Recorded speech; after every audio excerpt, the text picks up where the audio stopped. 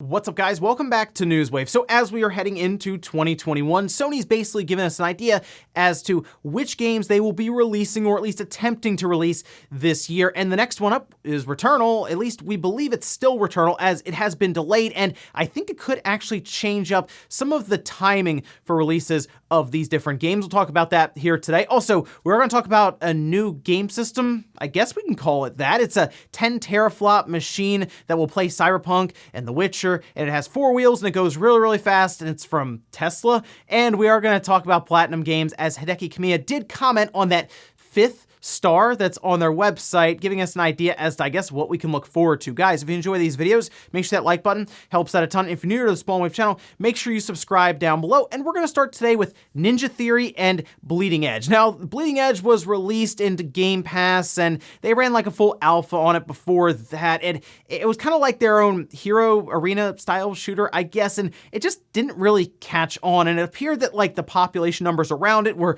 dropping pretty quickly on places like Steam, and even on like Game Pass, it doesn't seem like a lot of people on Xbox are playing it that much. Well, it appears that Ninja Theory is kind of seeing that themselves, and they have a lot of stuff they're working on, but they put this tweet out here to kind of go over what their plans are for the game. With the studio now focusing on our new projects, Senua's Saga, Project Mara, and the Inside Project, we have decided that there will be no further content updates for Bleeding Edge. The game is still playable on Xbox and PC. Thank you to the fans, and keep teaming up and causing chaos. So obviously they're going to have to work on the next Hellblade. That is a big focus for them, I would say, going into 2022. We haven't heard much about when it's going to be coming out, I guess, in like 2021 or anything. So yeah, I could see that being a 2022 game to go along with some of their other announcements that they've already had. But seeing their lineup here and then looking at Bleeding Edge and how many people are playing it, it makes sense. They're still leaving it up. Like, they're not shutting it down or anything. You can still play it. They're just not going to be making new content for it, probably because the overall logistics behind it don't make a lot of sense when it comes to the expenses of creating the content versus how many people are going to actually be using it. Also, we did have an update to the PlayStation 5 store, which added a deals tab. And it doesn't sound like a huge deal, I guess, technically, but like before this, it was kind of annoying to search through and find all the different things that were on sale on the PS5. It just makes it a bit easier, and you can see a screenshot of it here. And right now, actually, there is a remasters and retro sale going on. And they have some pretty good stuff on there, like Shadow of the Colossus. That's an easy recommendation there at $12.99, and you can look through some of it here. I'll have some screenshots kind of going up on screen as we go along, but good to see that addition, because that's something that they will have to continue working on now that the store is just part of the OS, not a separate app. It needs to be as seamless as possible when we go through it, because yeah, you just scroll to the left, hit store, and you're expecting everything to kind of pop up. All right, there's the deals page, there's new releases, there are games that are upcoming, pre-orders, all of these different things. And the fact that it wasn't organized quite that well there was kind of frustrating, but good to see they added it, and make sure you check out the sale. Oh, and a bit of an update to the story yesterday. Do you remember how we talked about the Mario Rabids situation where people were speculating around the Twitter account changing its name? Well, it's back to what it was before, and you can see that here with the Rabids official account now renamed back. So yeah, I mean, the icon, I guess, is still like Rabid Mario, and now this is still causing the speculation because people are wondering, oh, did they change it too early? Were they not supposed to have done that? And they did, and they're like, oh, an intern's in trouble somewhere or something. It really is hard to say. I would like to see a Mario Rabbids Kingdom Battle 2, and I'd like to see them do things like I mentioned where they bring in other IPs from Nintendo through some video game magic or plot-telling magic, just to make it work, but it's unfortunately not something that's being referenced here or pointed out, and we'll have to see if maybe that pops up in a direct, or I wonder if they would just throw that in a mini, or I guess it's not really a third-party showcase because Ubisoft is making the game in collaboration with them, but I think that would work really well with like a direct mini to kind of close things out as like that one more thing. And guys, with some of the quick news out of the way, let's get into the bigger stuff. Let's start right away with a big delay around the next PlayStation 5 game. I mean, it is a big delay because that was like we don't know anything else coming out after Returnal at all right now. In fact, I guess we have Destruction All-Stars or whatever coming up next week, but after that it was Returnal, and then like Ratchet & Clank's coming eventually, I guess Gran Turismo at some point, God of War this year, Horizon Forbidden West nothing else has a release date. But let's go over here to this tweet where we can see from PlayStation Update, Returnal has a new release date of April 30th, 2021.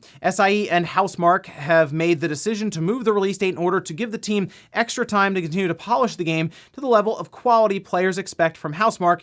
See you in April. I don't think anyone at this point, after what happened with Cyberpunk, is going to say, no, you got to rush it out. Like, we need it to crash day one. Otherwise, we're not going to have a lot of fun with it. No, take your time with it, obviously. We're kind of just hanging out here at this point, just waiting for Returnal to come out. It's not a storied franchise. This would be the first one in this new IP. So, yeah, it kind of has to be good when it comes out. Otherwise, you're going to get, well, what we just saw with, like, Bleeding Edge, where people just kind of stop playing it. This isn't necessarily like an online hero shooter multiplayer style game that needs a large population around it, but still, people would forget about it if it was a bad game day one. But that means that this game now shifts from mid-March all the way to what's basically May. I mean, April 30th. Yeah, so it's something to look at here when it comes to their release timing for other games, because a lot of us said, okay, yeah, Returnal's next, but does that mean that now we're going to go all the way through February, March, and basically all of April without anything from Sony themselves? That seems odd to do that, because that means they would close out their fiscal year with basically nothing. And this makes me wonder if internally things have shuffled around a bit and they have something else planned for March. And maybe Housemarque did legitimately, yeah, they needed a little bit more time to polish it, and they said, well, we have something else ready. And I think it would make a lot of sense to then drop Ratchet and Clank in March, because maybe they were looking at that and they were saying, okay, one's going to come out in March, one's going to come out in May. Well, now Housemarque has moved Returnal to the end of April, basically May, and maybe a State of Play comes up and Ratchet and Clank drops in right in March now instead. I don't think that would be an issue. I think it would make a lot of sense, because Ratchet and Clank is a franchise that a lot of us know, and we're looking forward to when it was being shown off, and we all thought it was going to even be a launch title at one point, even a game coming out in February or March before we found out about Returnal. And I mean, Ratchet and Clank shows off the PS5 so well with what they were doing, jumping between dimensions and the SSD kind of being shown off there. So that's kind of my take on this. I'm hoping that means that we're not waiting all the way till the end of April to have something big from Sony and their first parties to technically play on our brand new systems that people are still having a hard time getting. I mean, look at it this way. They've now delayed this game out, and this system is still going to be $800 to $900 at times, with resellers and scalpers still attempting to get that on eBay. And I still keep wondering, like, why exactly? What is everyone pushing to get it for when we have something like Returnal kind of delayed now? Next up, let's talk about the newest game system that has been announced, and it's the Tesla Model S, and I guess Model X as well, but a lot of people were talking about the Model S, because as they were showing off all of the cool things about it, and here's some images of it, which also includes a rather interesting looking steering wheel there. Some people aren't really excited about that, but you know what? I actually think the steering wheel looks interesting. It looks kind of cool there, so there we go. But the thing that people were really looking at was the screen. Because it has The Witcher 3 on it? Yeah, that's odd. Can you actually play The Witcher 3 in the Tesla Model S?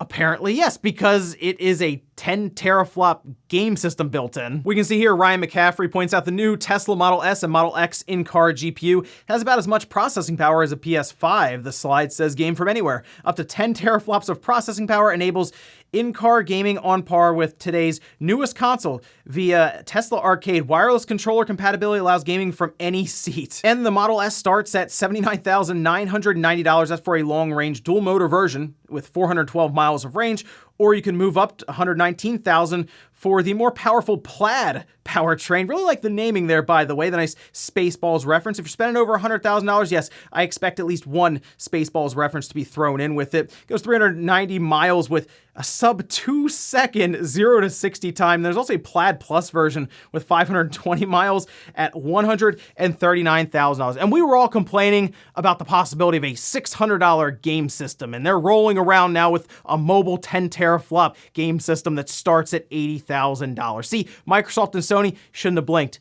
Give us that $1,000 console beast of a machine. Now, it is something interesting with this.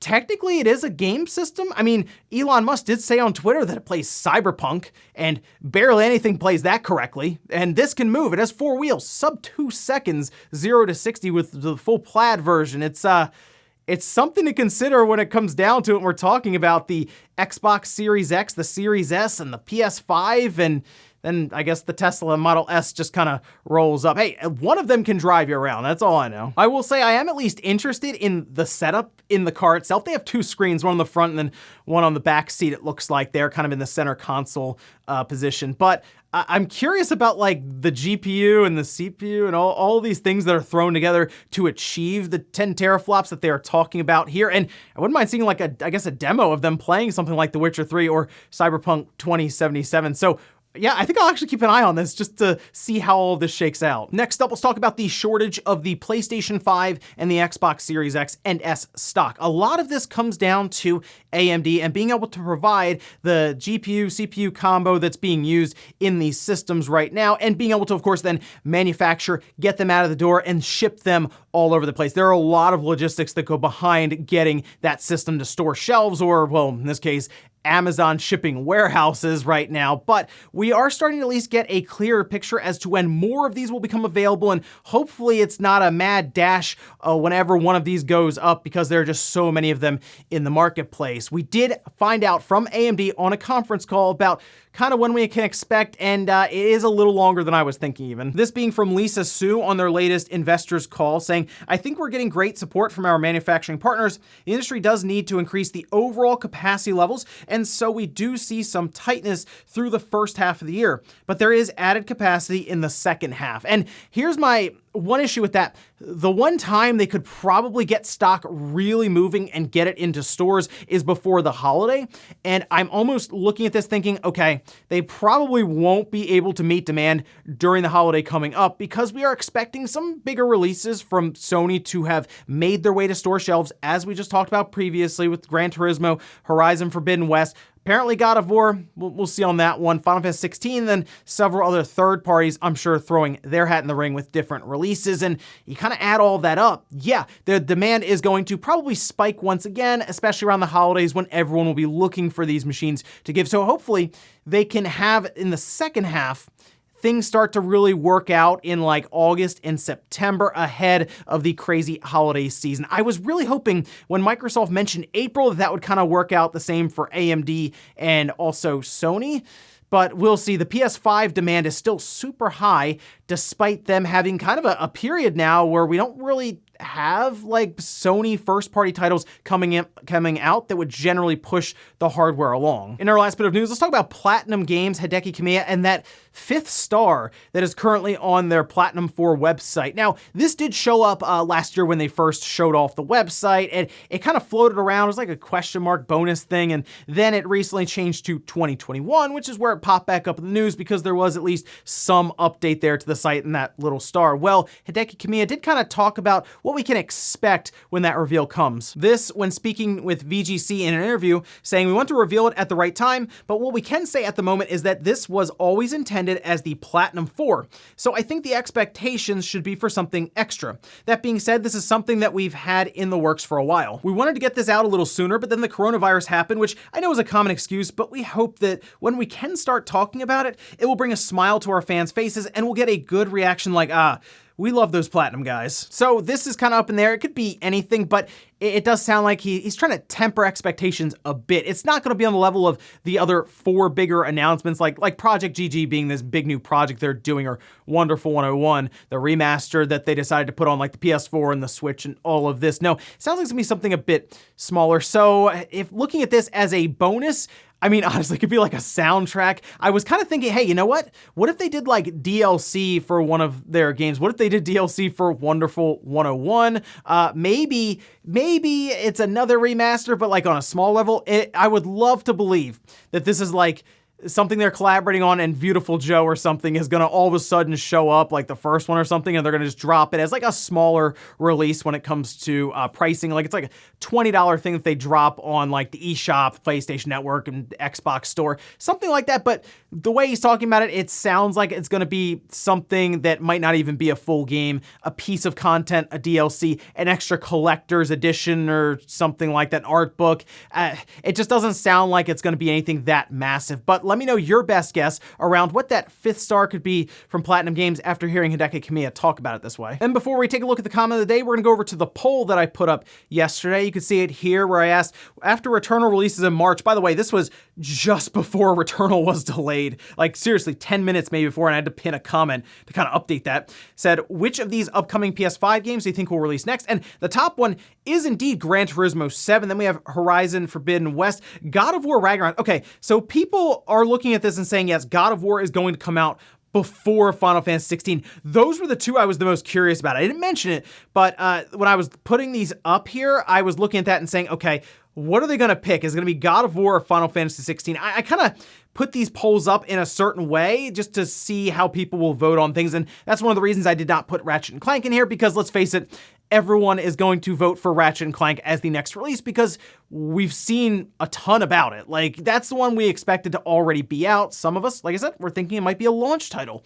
So looking at this ahead, Gran Turismo 7, yes, that could be up next, but I'm kind of leaning towards Horizon Forbidden West as the next game after Ratchet & Clank and after Housemarque's Returnal. So yeah, I think Polyphony could fall a little bit actually into the end of this year or possibly even the beginning of 2022, because yeah, it does take them a little while to get the games done, and I'm sure they also want to have extra time to polish it. But Horizon, that could be it. That could be the big, like, summer blockbuster game for Sony. Maybe even something that falls into August and they work to really get that, and then some of their other titles, maybe like God of War, maybe like Final Fantasy 16, really rolling into the holidays. And we'll finish up with a comment of the day, as you're seeing here. This is from Ryan West saying, "Are going to mention the GameStop stock situation? I'd especially like to know how that affects GameStop itself." I made a video on this on the second channel yesterday. Full disclosure, I am actually holding some GameStop stock. It's not like a ton or anything. It's not like what people are posting on Reddit where they're like just made a ton of money overnight and they're risking it all right now. But I did pick up some GameStop stock a little while ago, and I am still holding it technically, and I am not a financial advisor. This is not financial advice, nothing like that, but I am actually curious what the board members are thinking right now at GameStop, because I feel like there's only so much they can do since they obviously know what's happening with the stock itself. Has nothing to do with GameStop technically as like a brick and mortar store. GameStop is legitimately just caught in the crossfire right now, and it's benefiting them because a lot of money's being dumped into GameStop itself. And even if the stock drops as everyone expects after it's all said and done, you know what? It might still level out well above where they were before this all started. Like, it could, because before it all started, it was like $18 or $20 a share, something like that, after Ryan Cohen showed up on the board and invested a bunch of money.